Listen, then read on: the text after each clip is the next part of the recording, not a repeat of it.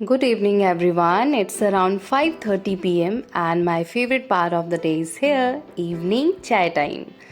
A warm cup of tea gives me that perfect energy boost before diving into another round of study. Today's study session is focused on modern history, a very scoring and conceptual part of the GS paper. I have planned around 2 hours for it. 2 घंटे में modern history पढ़ूंगी. Right now I am revising the advent of Europeans from very start. And सबसे पहले जैसे Portuguese आए थे, then Dutch, then French, फिर English, ऐसे सारा कंटिन्यूटी में पढ़ेंगे, सारा रिवाइज करेंगे. I am using Spectrum and cross-referencing with handwritten notes, also taking help from YouTube videos, and the key is to understand the timeline, not just mug up the facts. मुझे ऐसा है कि पढ़ना इस तरीके से है कि हर एक चीज़ की क्लैरिटी मेरे दिमाग में हो, कब कौन आया, वो कितनी, वो टाइमलाइन क्या थी, कब कौन सा, जैसे हमारे इसमें हम काइनेटिक वर्ड्स के बारे में पढ़ेंगे, तो कब कौन सा हुआ, किसके साथ हुआ, हर एक चीज़ में मुझे क्लैरिटी चाहिए. बिकॉज़ वैसे पढ़ने का कोई मतलब नहीं है कि आप पढ़े जा रहे हो, आपको फिर चीज़ें याद नहीं रह रही हैं. तो हर एक चीज़ को बहुत क्लैरिटी के साथ करना, ऐसे मुझे पढ़ने की आदत है. जब तक दिमाग में चीज़ें नहीं बैठेंगी कोई फ़ायदा नहीं है मेरा ऐसे पढ़ने का या वीडियोस देखने का. बहुत क्लैरिटी से हर एक चीज़ क्लियर हो, चाहे टाइम उसमें फिर ज़्यादा लग जाए, 2 घंटे की जगह 4 घंटे लग जाए, मुझे उसमें प्रॉब्लम नहीं है. बट हर एक चीज़ एट दी एंड, हर एक चीज़ मेरे दिमाग में होनी चाहिए.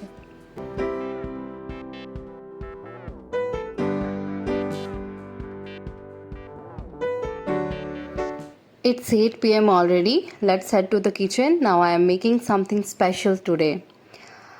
Dinner today is going to be a little indulgent. I am making chana dal, halwa and puri. Honestly, cooking is a stress booster for me, especially after intense study hours. But friends, अगर मुझे कोई चीज़ खानी है ना, तो वो मुझे खानी है, चाहे फिर मुझे उस कितना भी टाइम लग जाए उसको बनाने में.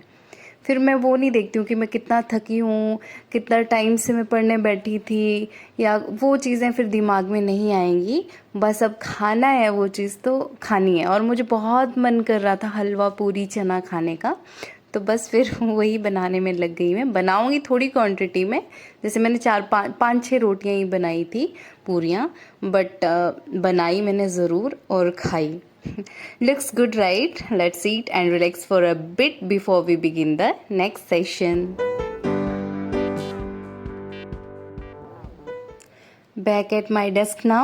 It's time for polity tonight. I am revising Vice President, President and Prime Minister from Lakshmikant, and also from Only IAS UPSC YouTube channel. वहाँ पे आदित्य सर पॉलिटी पढ़ा रहे हैं बहुत अच्छे से. 92 क्लासेस उन्होंने किए, तो उसके according these are crucial not just for prelims but also for mains and even the interview.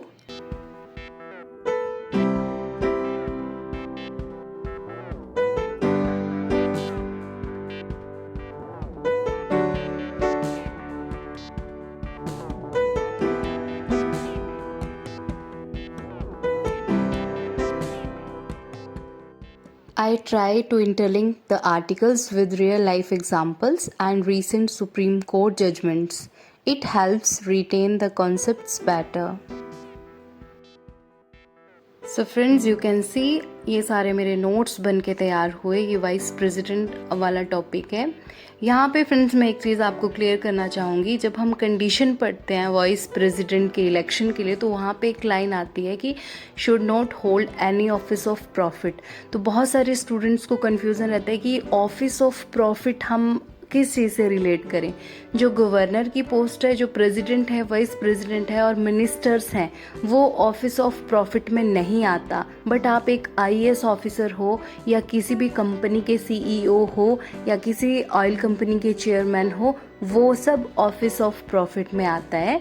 तो इस चीज़ का आप ध्यान रखिएगा, क्योंकि प्रीलिम्स में कंफ्यूज करने के लिए इस तरह की लाइन वो ज़रूर ऐड कर देते हैं क्वेश्चन में.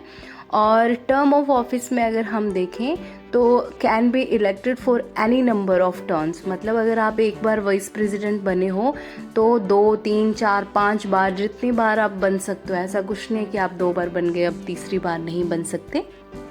तो इसमें ये भी चीज़ है यहाँ पे कि आप any number of turns time बन सकते हो।